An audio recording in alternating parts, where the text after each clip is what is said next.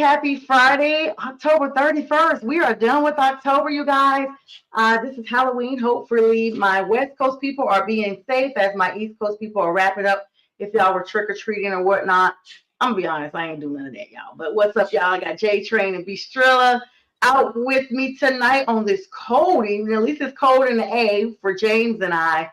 B, I'm sure D Tweezy has to have a breezy up there. Because we're on the brink of November. How y'all doing?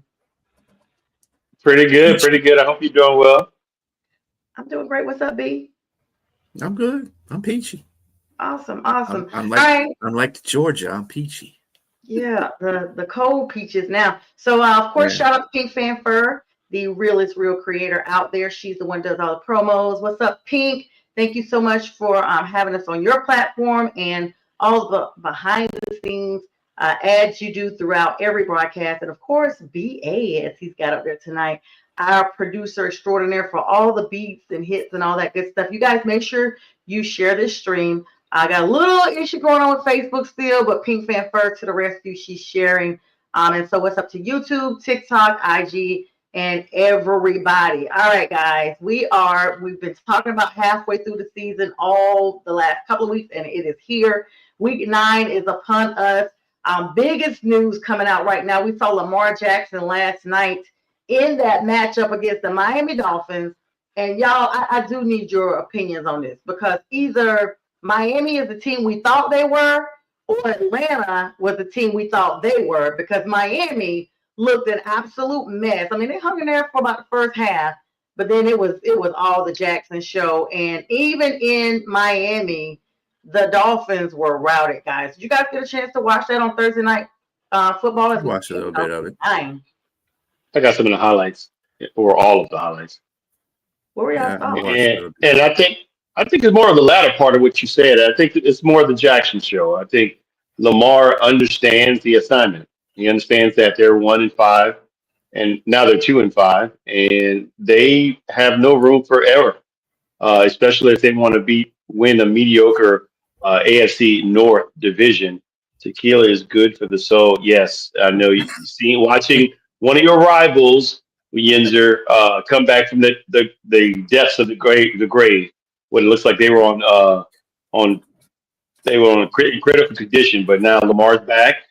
Even Derrick Henry got in action. He got 119 yards, and Lamar threw 4 touchdowns, mostly to his tight ends, and one for not Zay Flowers, but Bateman. Yeah. So they look good, and out there, coming back in action.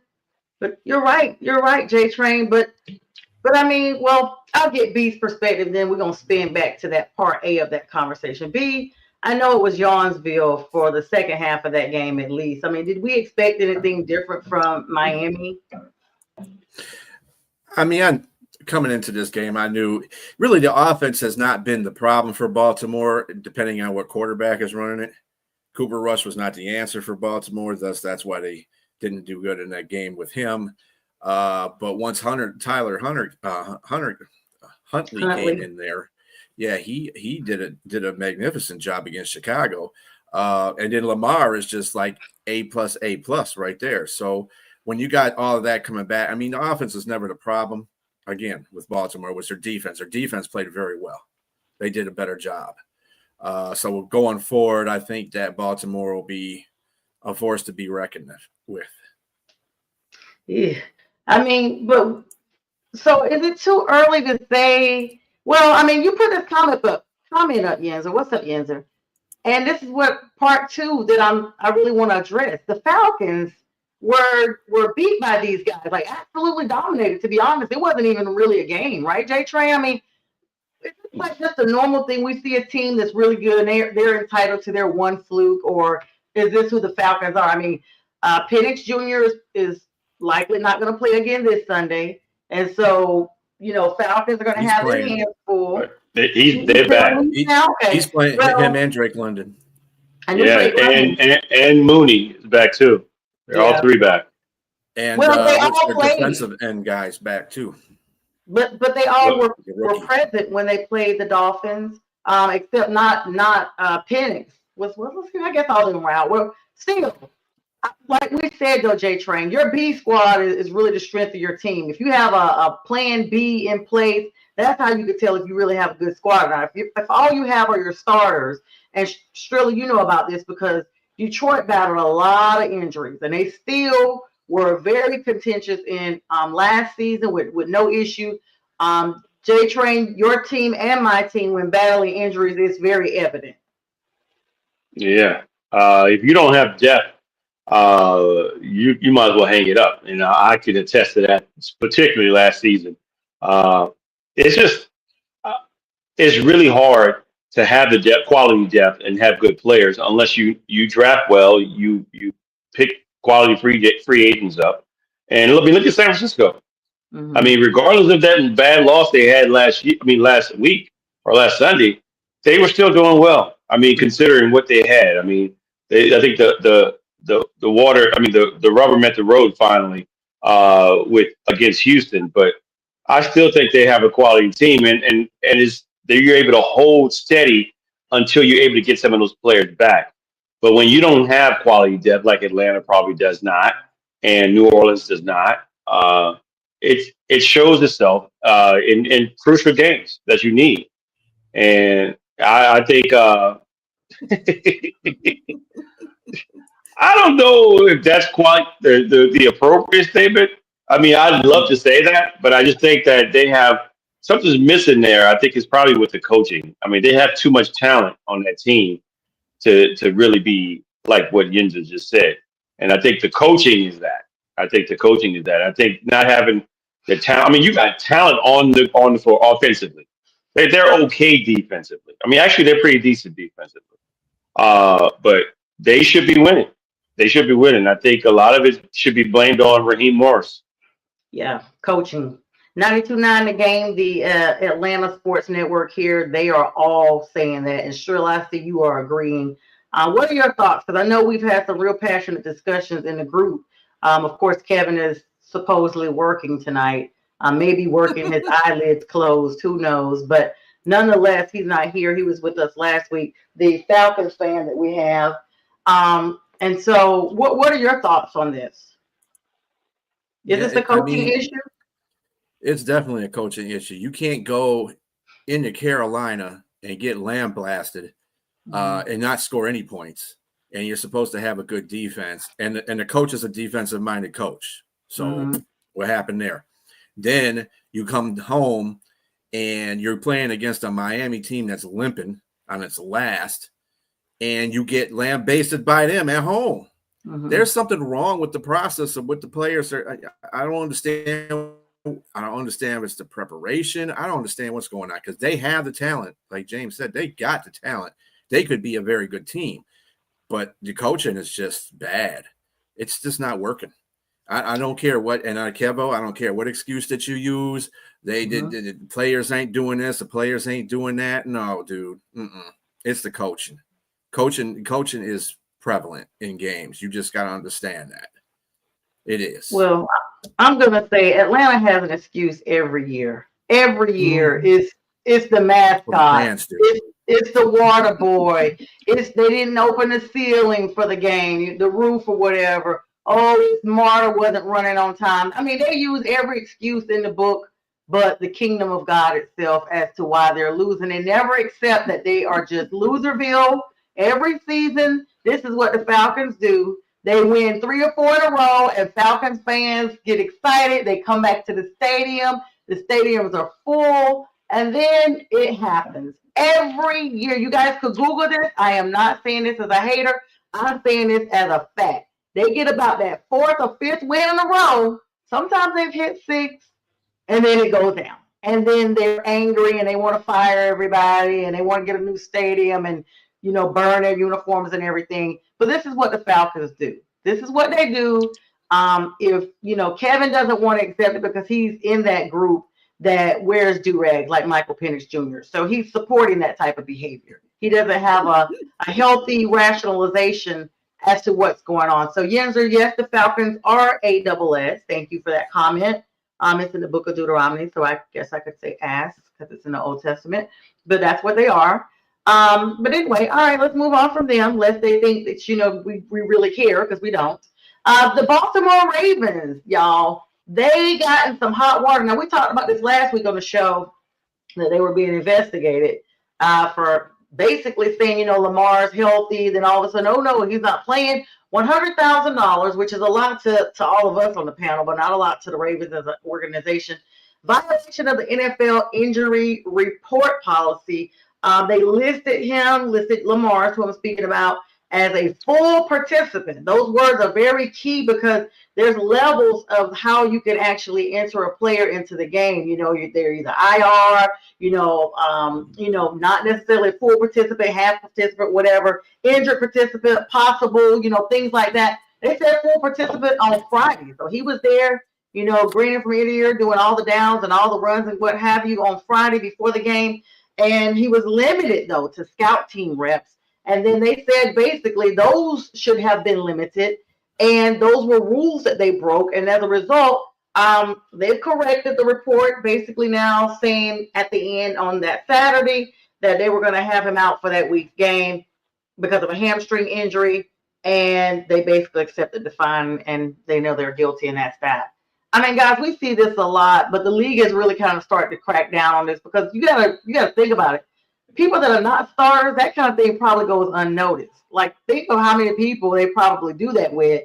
But with a big name like Lamar Jackson, it's like very noted. Like, okay, wait, hold on, your quarterback, one of the top quarterbacks in the league, or he's not here, or he is here. What's happening? What was y'all's thoughts on that? Well, I'm just going to say that it's like I'm going to piggyback up what you said. It's nothing new.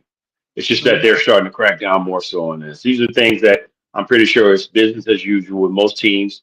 This is how they operate. And, now they're starting to crack down. So you get fined $100,000 and you try to get caught next time and move on. Yeah, no love lost. Same old Ravens. And we talked about how they got it done last night. So they clearly were not bothered by that 100,000.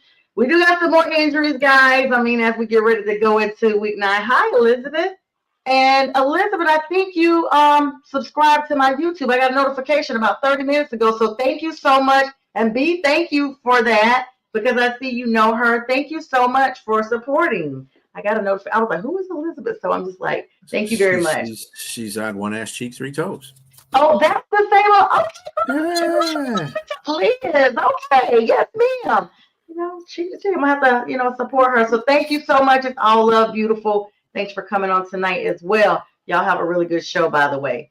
All right, we have some players coming back from injury, guys. Some big players, big names. A lot of quarterbacks were missing. Jaden Daniels is expected to play in this big matchup. He's predicted fully ready. No injury designation.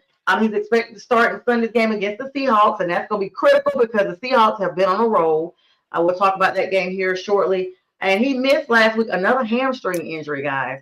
And that's going to be key to that game, don't you think? Let's go ahead and just talk about that now while we got on this guy, on Jaden. You guys think Commanders could be competitive against the Seahawks with Jaden back? I mean, they're going to be competitive. Terry's still out, though. They're going to be competitive, but Scary Terry's not playing. They just got Debo. The Seattle is a good team. And I think they're better than the Commanders. They got a better run. They're better defensively than the Commanders are. They're better offense. Who's going to cover JSN? Nobody can cover JSN. There you go. So I mean, it's good that he adds an element to your offense that would make it a lot better, obviously. But at the same time, I mean, without Scary Terry, this is the whole thing. This is the whole reason why they wanted to sign him back in the first place, because really, besides Debo, he's got nobody to throw to. And they use Debo in trick formations or, jet sweeps and stuff like that too. So, he's a two-trick pony. I was just about to say that. So, I mean, it's just – I like Washington, but they definitely regressed from where they were last season. Definitely. What happened? I don't understand. Injuries had a lot to do with when your starting quarterback's not playing most of the season. That hurts you right there. And Jay Daniels hasn't been there, so Yeah. And couple that with the sophomore slump. I mean, remember the whole regime came in the last year, and so now everybody knows what they're doing. Everybody, they're game planning for them, and they game planning for Jaden. And Jaden's not in the game, like Brian alluded to. And you have weapons on your offense. I mean, first of all, you don't have depth. You let players go. De'Ambi Brown's gone, and some other players are gone. And Brian Robinson got traded away. I mean, you have Bill. Everybody calls him Bill. But I think that was a key loss in Brian Robinson being missing, because he didn't give you 1,000 yards, but he gave you 700 to 800 yards every season. And so and a lot of those were critical first downs, and that matters. And so I would say that's missing. And their defense has always been skimpy. It's like a little engine that could, but it's not quite, giving you everything it could. I think it's just pretty meh right now. It's bland, mid, as some of the young kids say. I hate it's a sophomore slump. We saw that with CJ Stroud, and he's been hard pressed to go back to the lights out we saw. I think you can attribute that a little bit, like you said, to JTrain. I mean, it's during the off season, teams look up and study these players, and they study these teams, and that's what the off season is for, is regrouping and improving your game. And what better way to improve your game than to look at the playbook of the enemies, basically. I mean, people always accuse me of being a Falcon fan, but no, I watch my enemies. That's why I know a lot about. That's why we're here tonight. This is what got me started, looking at other teams to see what they were looking like, especially when the Panthers weren't doing well. And then, I like the Lions because they've been extremely competitive, and things like that. What's up, B? See, you got something to say? No, I was just getting ready to say Jaden Daniels really should get an incomplete. Really, you can't really say it's a sophomore slump. You got to be playing, all those games to really think about what that is. So I'm kind of iffy on that whole certain thing, but good quarterbacks will get better. Great quarterbacks will elevate their game. So I think he's both. Yeah. So I like that. It's just going to take time, but it's definitely not going to do it against Seattle. Where are they playing? Is it in Seattle? No, it's in Washington. It's in Washington. That's interesting. I still got Seattle winning this game. Yeah, Seattle's been playing lights out. No kudos to Bo, who's literally been getting to feel himself. He's a friend of ours. We're all in group chats with him. He's been, real docile over the last couple of years that JTrain and I have known him, and all of a sudden it's like he's just an instigator. Like, I mean, he won like 4 games in a row, and you can't, mute the conversation. And he'll tell you he'll talk trash. He'll tell you he'll talk trash. I guess I was saved from that for some reason. But people are real ballsy once they get about 4 wins under their belt. Let's be clear, the Panthers do have 4 wins as well. But I'm hyped up in increments. I like to just share screenshots of what is being said. I love that. I'm hyped up in increments. Yeah, like a control hypeness. There's a control hypeness. When it comes, it comes like Toronto Blue Jays. Yeah. It comes in innings. All the hits come in one inning. It definitely comes in increments with you, Sonja. Let me tell you. You guys know so well, right? And you guys know how it was last week before the Bills game. Oh my gosh, let me get my violin out. Hang on. I'll deal with that in just a moment. Okay, all you Bills fans that like Monkey texted me. I don't see him on here tonight. Where's Monkey? Okay, where is Monkey? He said you didn't answer him back. That's why. I was busy. My phone lives in do not disturb, and people know that. I don't. So let me just put it out here. Well, maybe he didn't know that. There's been several people that have texted me about that Bills game. It was not because we lost that I didn't respond to you. I've been working on a lot of schoolwork, and I get very easily distracted. And for me to stop and answer a text, and JTrain and Bistro, you guys can attest. It starts me then to go onto Instagram, and then I'm forwarding a bunch of stuff at random hours of night. That's usually when I've gotten distracted by something, and it's hard for me to get back on point. So not only that, Monkey, true transparency, since we're live, You have my business phone number and not my personal number. And my business number I have not answered in weeks. So I just happened to go on and see your text. So my apologies. I'll give you my personal number now that I know you know you. So my apologies about that. That 6518 is not my personal number. That's the number he has. And JTrain, you would be sure to know that that's not my phone number that y'all have ever used. So that's the number Monkey has. Monkey, if you're on, you can say hi now. I apologize. I'll send you my real number after the show. All right, guys. So anyway, talking about the Seahawks, also Devin Witherspoon is back, their corner. That he, has been very big on contributing as their corner to Seattle. He practiced fully with no injuries designated today or whatever, what have you. And so he's set to return after missing 5 of the last 6 games. So they're getting weapons back in addition to already being good without him.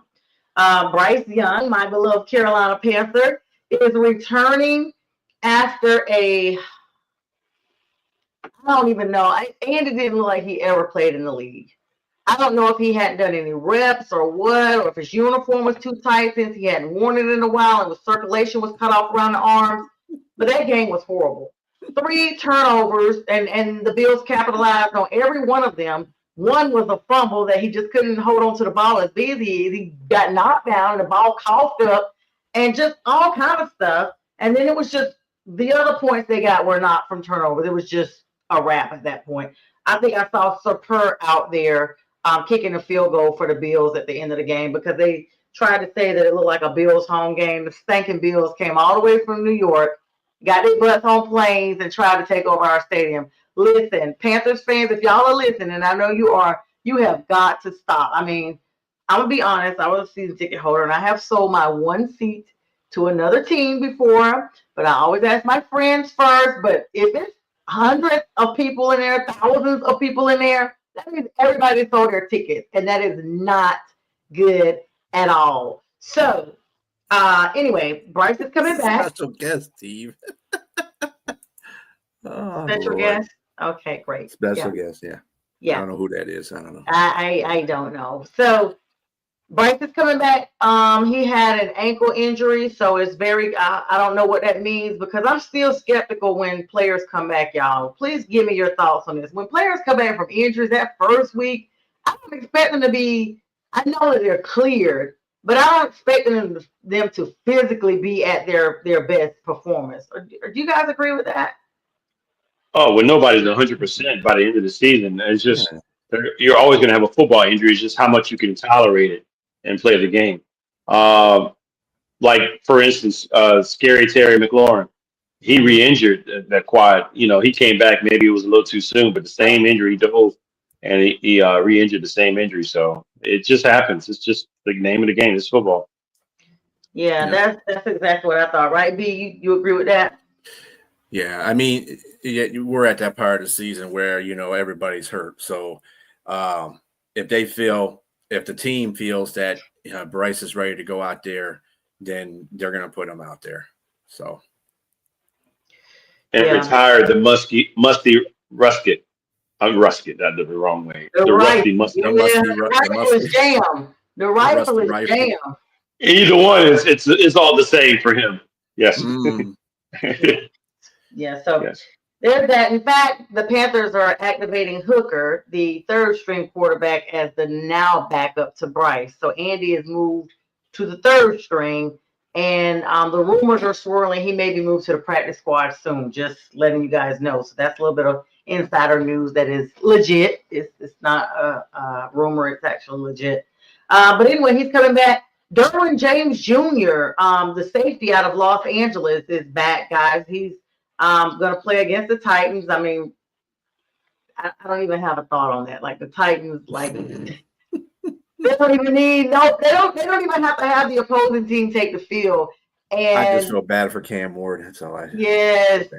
But when you're drafted in the highest rank, a bad team. You're going to the worst team. team. And I saw a video.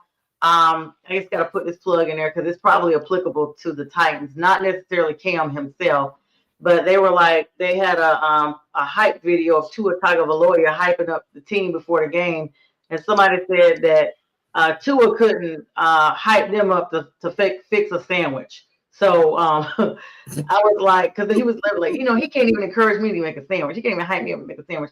And that's what the Titans are. I don't know, have the Titans won any games? Yeah, they won one.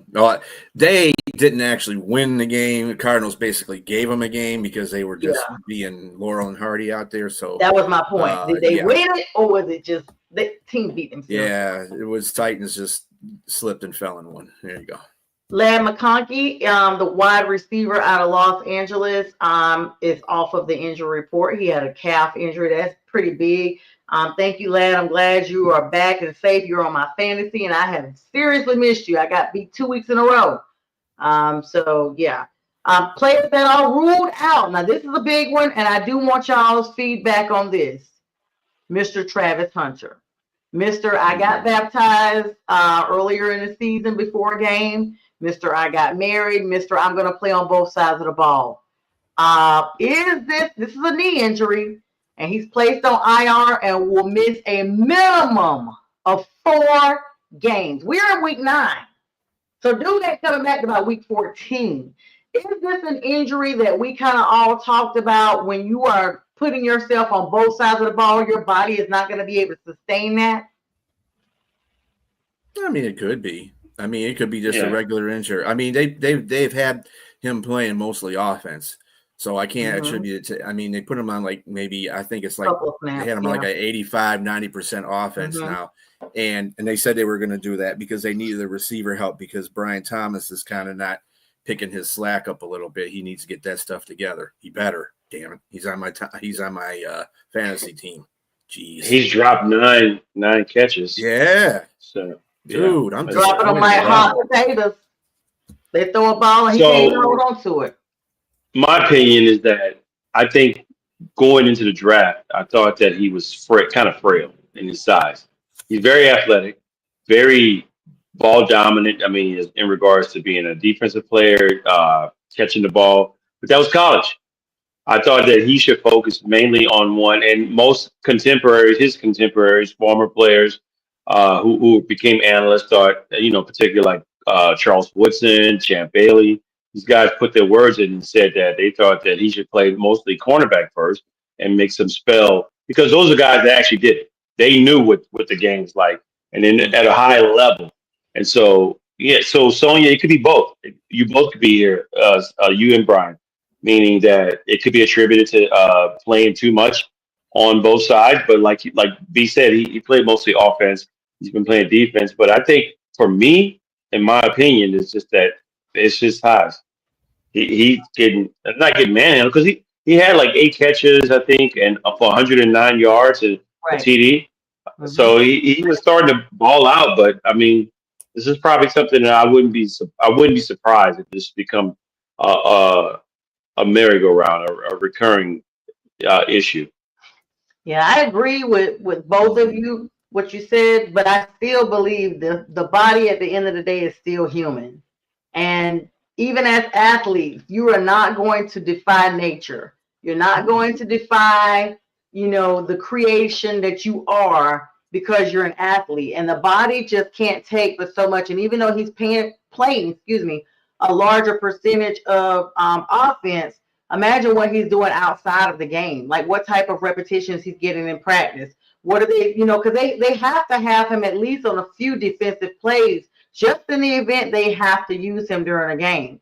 So that wear and tear on the body, and then JTrain said he's, a smaller statute person, it just kind of, 1 and 1 equals 2. So that's where we are. But we definitely wish him well. Get ready for Jacksonville to go right on down the sliding board at this point without him, because he has been a difference maker to that team. And Trevor Lawrence, I don't know.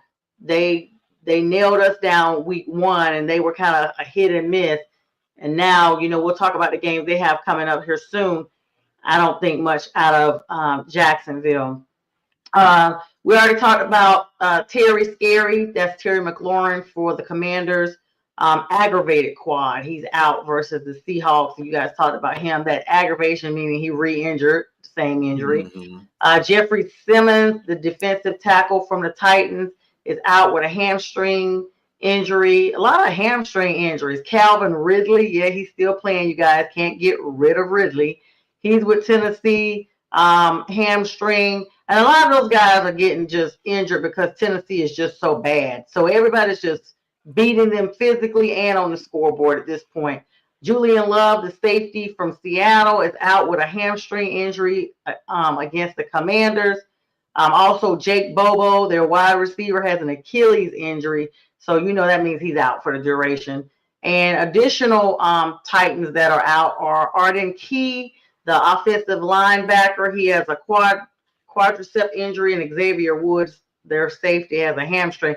I mean, Tennessee, it's not even y'all even suiting up. Just see if we can't make the first of many forfeitures for the NFL. Just go ahead and send a slip in to the commissioner because you don't have nobody out there. Like, who's out there? Who is out there but Cam at this point?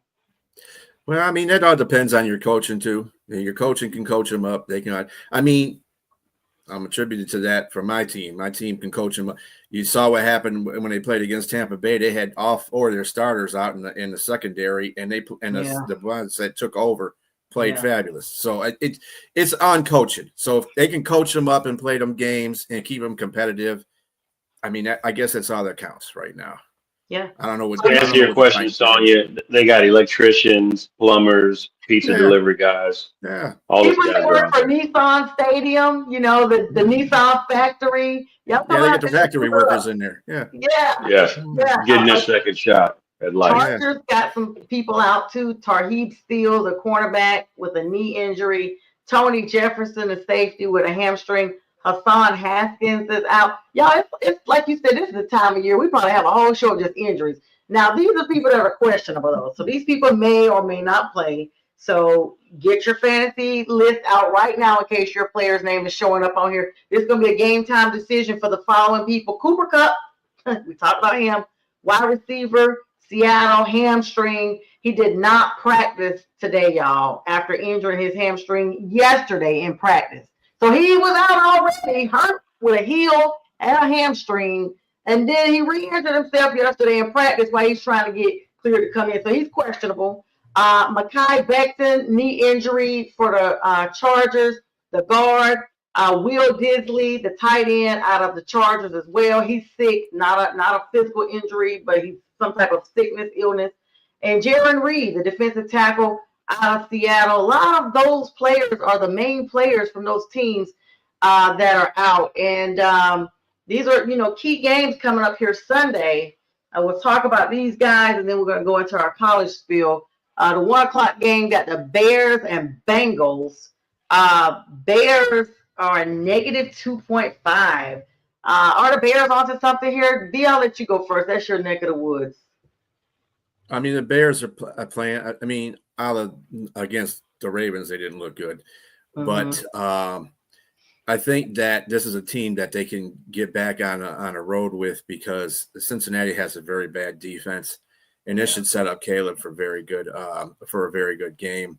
And their defense is just good enough to stop their offense. And we don't know if Flacco's going to play or not because him and Hendrickson actually are listed as game time decisions. So we'll see if Browning goes in there. Cincinnati got no hope doing that. They got no hope. The Bears are going to be without DeAndre Swift, though. I was just about to say, I forgot to mention not only DeAndre Swift, but Carson Wentz is out, y'all, with season-ending shoulder injury. So when we get to that game, that's going to be they just got this brother in from home. He was at home eating his Campbell's soup. They got him in there, and now he's hurt. Should have stayed on the couch. I'm not surprised. This next game, I'm disgusted at Vegas or whoever sets up these odds. The audacity of y'all to move the point spread to the highest for this week is ridiculous. The Green Bay Packers game versus Carolina in Green Bay. Okay, yeah, whatever. 13.5 points. Now, when I talked about this game on Wednesday, it was 12.5. So somebody got slick and moved it up another point.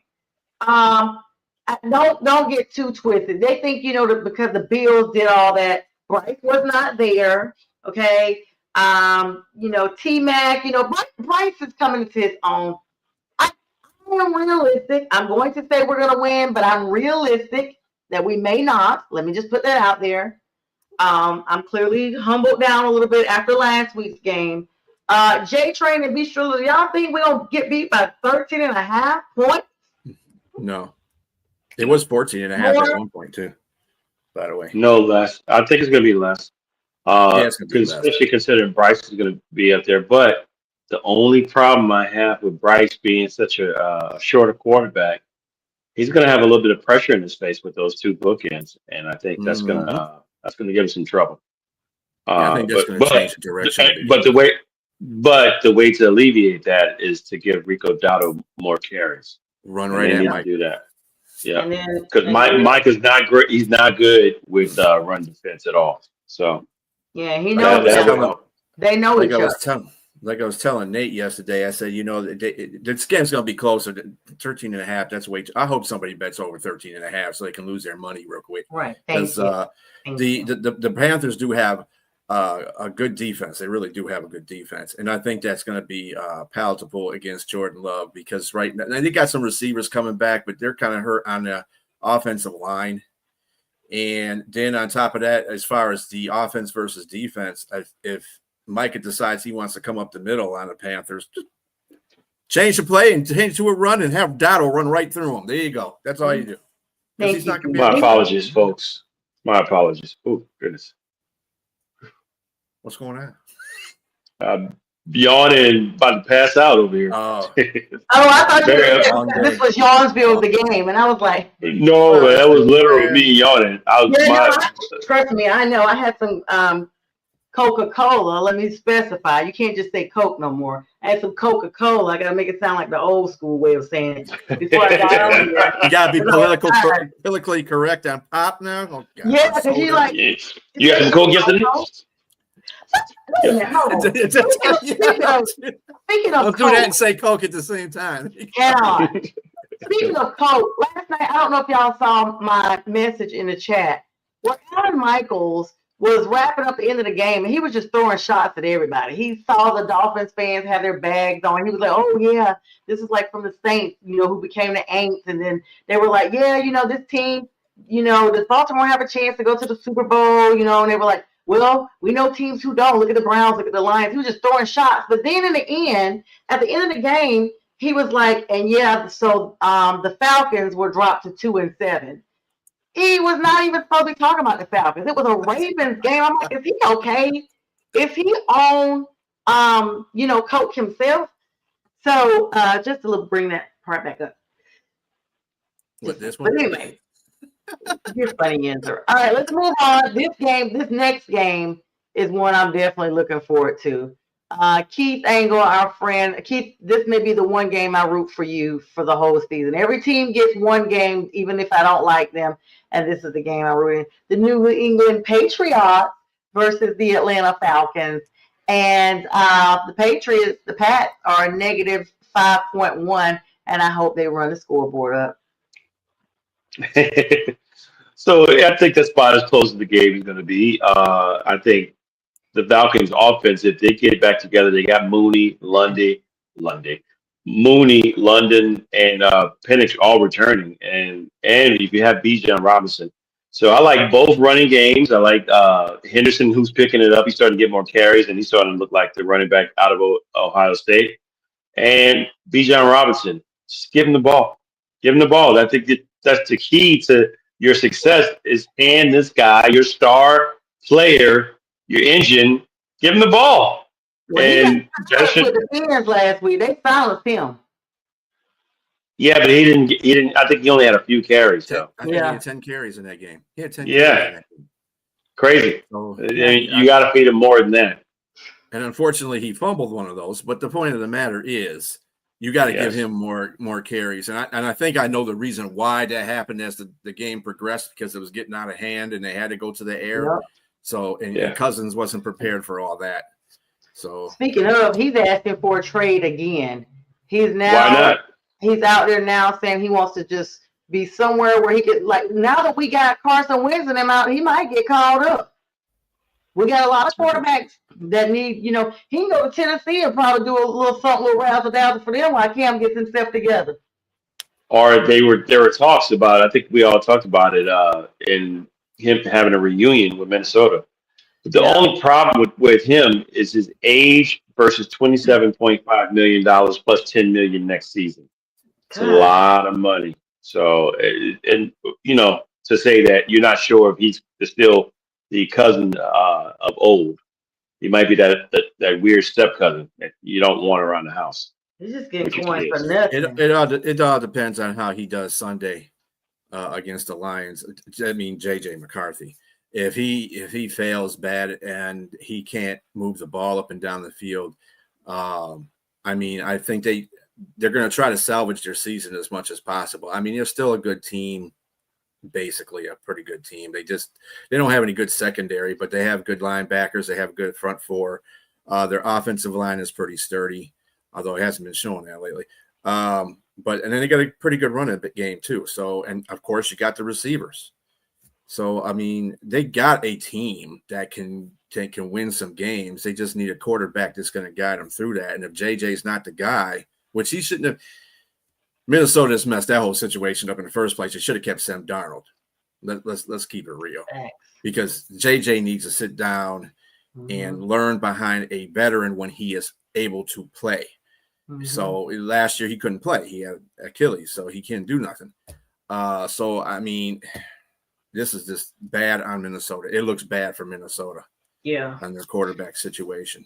Bad match. I like how you talked about salvaging, because I was going to use that as my segue, and I will in just a second when we start talking about college, because this is a hit or miss right here. This is your make or break time of season. The NFL gives you a little bit longer time to get it together, as opposed to college. You got to come out the door ready, because those rankings come in super swift, and there's so many teams competing for playoff contentions in college, as opposed to just 32 teams in the NFL, that you have to already be ready. And so, the fact that we are now in week 9, if teams have not gotten it together, if you have been one of these teams that's only won 1 or 2 games, you better get ready to win out, or you're done. Or if you have been winning, you better keep winning. Kansas City only has 2 wins now, shockingly. We're at week 9, bro. Y'all ain't going to the Super Bowl like this unless you continue. Now you have to win out because you've lost so many games. Speaking of other teams, the New York Giants, the Tinies, the garbage. They're playing the San Francisco 49ers, and that game is going to be less than a field goal to supposed to decide that game, guys. And that's a yawn fest. I think it was Jens that was talking about Yawnsville earlier. The Giants and the 49ers are a yawn fest, unless I've missed something. McCaffrey. But it's going to be a defense. It's going to be a pretty good game because both the defenses are going to be really good. That's a slow game. Although I think the Giants could win that game, because what I saw against Houston, that was just ridiculous. They should not lost that game. I thought Houston was going to win anyway because their defense is better than San Francisco's defense. I thought they were going to get to the quarterback, and the brilliance that Houston had in driving against San Francisco in like 2 or 3 drives where it was like 15, 13 plays, they kept the offense off the field, so they didn't have to worry about it too much. So I don't know. I mean, I know Jackson Dart doesn't have very many weapons to throw to now because Scatterboo's not going to be in for the rest of the season. Yeah. Oh, yeah. How can I forget? Cam Scatterboo had not only that ankle dislocated, he had another break. Like, it was 2 breaks. Yeah, he had a fibula and was it dilibia? Dilibia, something like that I couldn't pronounce. Separated. Yeah, he's out. Bless his heart. First year playing and already going through all of that. But Jackson Dart, I mean, I think he can still get the job done. I think he's got enough good. Hyatt's coming back for them. But DBs definitely love to stay at the Hyatt. I mean, he's not really all that great. Well, I mean, he's another receiver to throw to. That's all I gotta say. So yeah. I mean, they got that kid. They got Robinson kid, don't they? Wandale Robinson, yeah. Yeah, Rondell Robinson. They got him, so he's still active. So I mean, they could do it, and they still got Tyrod Tracy. He's still in there, so The running game shouldn't be too much of a difference. Yes. It's just that offensive line, man. That's all I'm worried about. Yeah. Like you said, I agree with you, B. It's going to be a defensive game. Yep. And that's what makes it Yawnsville. It's Yawnsville. Next game will not be Yawnsville. It's going to be the Denver Broncos at the Texans. However, they only got them at a 1.5 spread. And I'm like, how dare y'all give us negative 13.5? And you got the Broncos game closer than that. What the devil? Because they're both defensive teams. Again, this is going to be another defensive battle. And actually, Houston is a better defense than Denver. Ooh. So I got them winning this game too. I have Houston as you do winning this game, and I think I have to attribute that to them as in Denver missing Patrick Surtain II. He's on IR. Surtain being out is a huge piece that they're going to be missing in that game. And I guess Denver on the road, and they did struggle with the Giants. Let's be clear. So yeah, next game is this is what made me mad about how they gave the Panthers and Packers 13.5. The Chargers versus the Titans. Y'all really only gave them 9.5? Are you kidding me? But we got 13. That game is gonna be Yawnsville. It's probably gonna be 42-3 at the end of the game. The Chargers are missing a lot, though. I mean, particularly on their offensive line.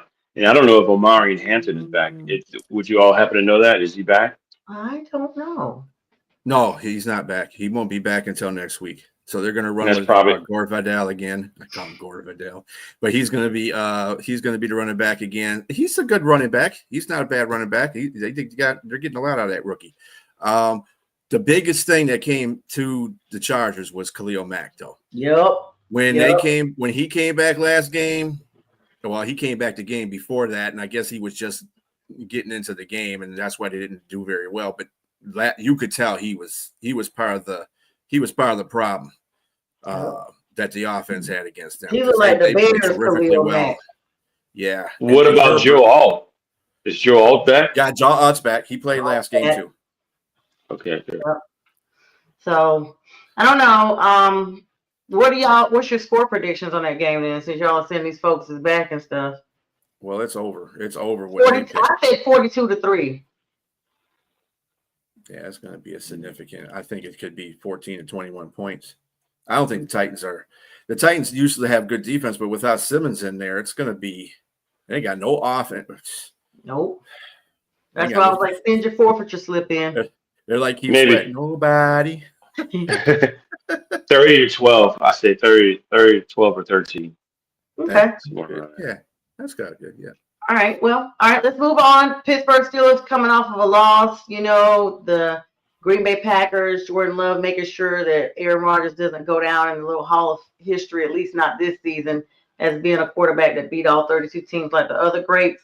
And they are playing the Indianapolis Colts. Y'all, the point spread is -3, but I think the Colts are going to put up. And this game is in Indianapolis, too. I think the Colts. Oh, okay. Sorry, Pittsburgh. Yeah. But I think the Colts have been on a high offense this year. And I think that's going to be, this season, I think that's going to be real big. That this game is going to be an offensive battle. Yeah, they ain't going to be able to stop Jonathan Taylor, who is the real. Could they be the next one? Oh, sorry. Go ahead. My apologies, B. Go ahead. No, you're good. You're good. No, I was just throwing in there. They're not going to stop Jonathan Taylor, and he is the league's real MVP. At this point in the half season, I think I agree with you. And my question is, could they be the next greatest show on turf? Because they're just hitting wide receivers on all points, hitting their tight end. They got weapons everywhere, including Jonathan Taylor, and surprise to most of the people, and Daniel Jones. Daniel Jones has just lighted it up. He looked nothing like this in New York, and this is the guy that everybody wanted to see. That was a 6th overall draft pick for them, and they maybe got a little glimpse of it in one season. But look, I don't want to hear excuse. People say he's got Jonathan Taylor. Everybody's supposed to have a Jonathan Taylor. Mm-hmm. Everybody needs a running back, a running game, so that you could play action, so that you can pass, so you can keep 8 men out of the box. So Titans for the upset. Yes, they will be upset again, sir. Mad on the Except they sideline. lost. That's the only. Yes, that's the only upset that you're going to see there. Uh, so yes, I think that Indianapolis they win this game, but it's no blowout. They're going to go to Pittsburgh and I think they struggled a little bit when they in their one loss, but they the game they probably should have won regardless of that bad play by Adonai Mitchell. So we'll see if they can hold up against. I mean, Pittsburgh didn't they get some more players in trades? Well, he just got one. That's Duggan or Duggar from New England. That's a safety. They're gonna need a safety because these guys are all over the place. That tight end, they're gonna need a lot of coverage because if they can't get to the quarterback, and usually what's good about their offense is that they get the ball out in less than 2 to 3 seconds. Right. They don't waste time. Real quick, right. The real quick release, which means your coverage is good. And literally at this point, Colts are like Anthony Richardson, who y'all know a couple of seasons, they signed him, they tried to work with him, he was out injured, then they tried to work with him again.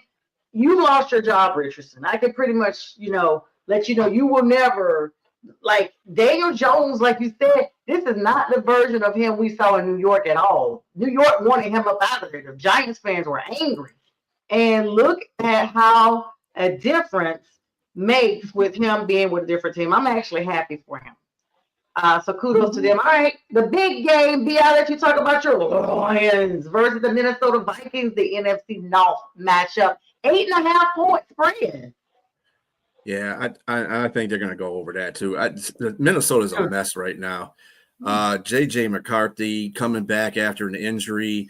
He and the offensive line didn't do no favors to Carson Wentz. That basically put him out. They were on him like right on rice. The Chargers were, and they lit him up. If they can't block the Chargers on in a consistent basis, then they ain't gonna do that with the Lions either.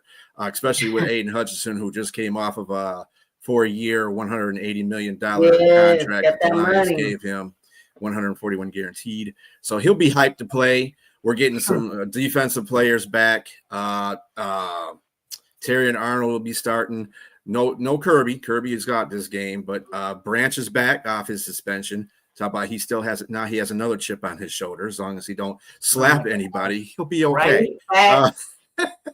So I'm it's just bad right now. Jefferson's going to get his.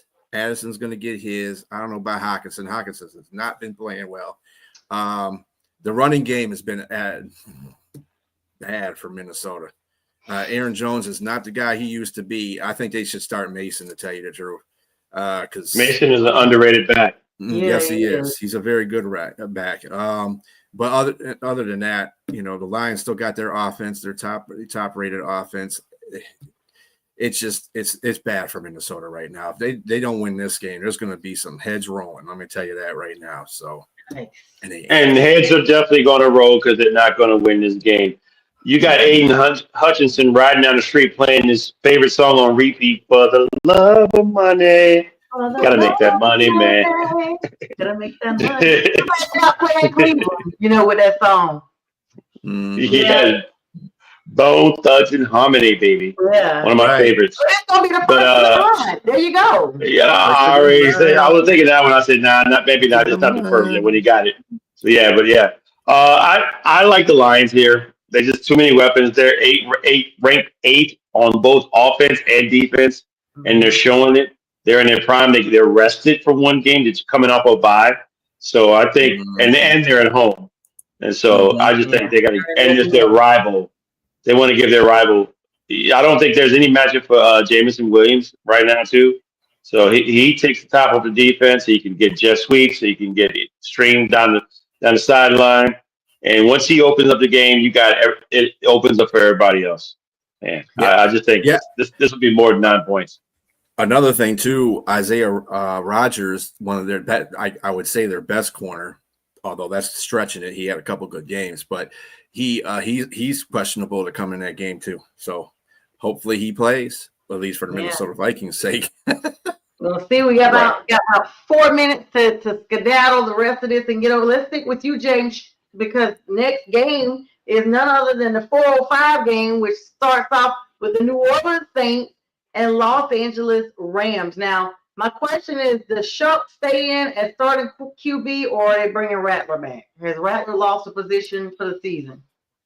First, I thought you were trying to be cool and being dyslexic at the same time, like 405. It's 504.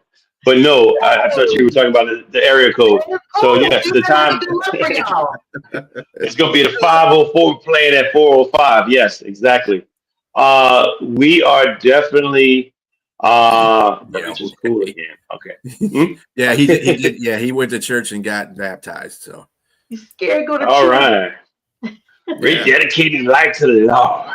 Now he can go out there and just put his hands on somebody. slap somebody in the Lord's You know, name. he's not going to slap somebody.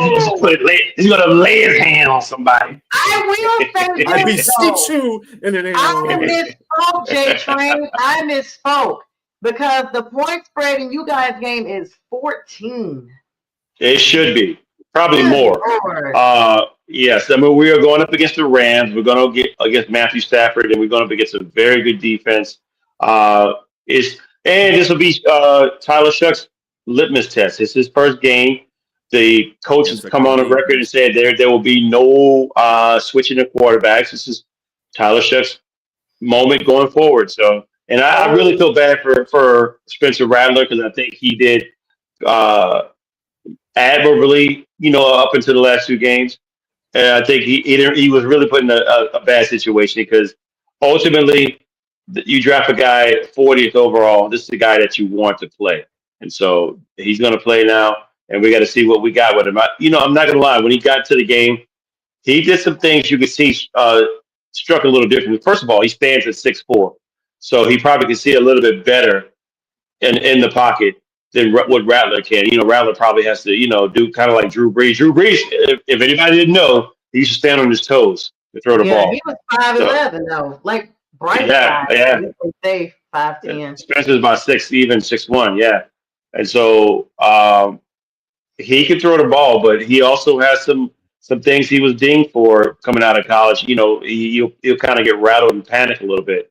So I'm interested to see how we do because we don't have our center, and we got I think no the rest of the offensive line. But Alvin Kamara doesn't look all that good. He's not blocking as a running back supposed to block, and so he's out for the season because of a ACL tear. So we'll see. I expect us to get beat pretty bad, but I'm more so looking for the game to see how Tyler Shuck does and how he handles pressure. And so we'll see if he can get, maybe a touchdown out of this, and get some decent quality yards. Guys, Kool-Aid McKinstry's been pretty solid for you guys too. So this will be a game that maybe he can get a little spotlight on there. We're gonna run through these. B, you agree with what JTrain said on that one? Yeah, I'm not buying the cover on that one either. I think New Orleans, for any good reason, they'll play tough because of their defense. Their defense is pretty solid too. So I wouldn't say they're going to get blown out. If they lose by 10. I don't see it going over a 14.5 though, unless something really catastrophic happens to their defense. But they're going to play a good game though. It's going to be a good game. Yeah, trying to say it's the Rams. Other 405 game is the Raiders and Jacksonville. We already told you guys about a lot of injuries. Of course, Travis Hunter is out. That's going to be big. Raiders have been looking like Crysville all season anyway, so Jacksonville may still be able to pull this one out. Point spread is only 2.5 on that game. It's going to be pretty close. Then the 425 game, we got my newest enemies, the Buffalo Bills, at the Kansas City Chiefs. Now, let me be clear. What's up, Yoli? Good to see you, girl. Hey, Yoli. I don't like the Chefs, but at this point, the shellacking that the Bills put on the Panthers last week, I could give two rat butt cheeks who wins this game. So may the better team win the 425 game. And Sunday Night Football, we've already talked about at the top of our show with the Commanders. Jaden Daniels is back versus the Seattle Seahawks. Sam Darnold looking outstanding. A lot of college games. We're going to go ahead and delve into that for the last couple of minutes here. College games kick off this week. The rankings are out. We got a lot of we're going to run through the top 10 teams who are all going to be facing games tomorrow. Ohio State, Indiana number 2, Texas A&M, Alabama, Georgia, Oregon, Ole Miss, and even Georgia Tech at number 8. They're 8-0, guys. Vandy is 7-1 at number 9. Number 10 is Miami themselves, 6-1. BYU is at number 11. They're on a tie with Notre Dame, 5-2. Texas Tech, Tennessee, 6-2 at number 14. Virginia, number 15. Louisville, number 16. Cincinnati, 17. Oklahoma, 18. 19 is Missouri, 6-2, and Texas is at number 20 at 6-2. So as you guys see, you can't lose no more than 2 games to be in the top 20 for the rankings. Big games that are coming up on tomorrow. Game number 9, Vandy is going to be playing number 20 Texas at noon. These are ranked matchups tomorrow. Oklahoma at number 18 is going to be playing number 14 Tennessee at 7:30 tomorrow, and then number 17 Cincinnati is playing number 24, believe it or not, because this still has ranking implications. Utah at 10:15. Other marquee games are Penn State at number 1, Ohio State at noon. Number 5, Georgia versus Florida. This game is going to be at 3:30. South Carolina, who I did not mention in my top 20, is playing number 7, Ole Miss tomorrow. And number 8, Georgia Tech is taking on North Carolina State, who is unranked. And then Purdue and your boys that just missed the top 20, BA, number 21, Michigan, tomorrow evening at 7 p.m. So lots of big games. You guys got any closing remarks on any of those games I've mentioned?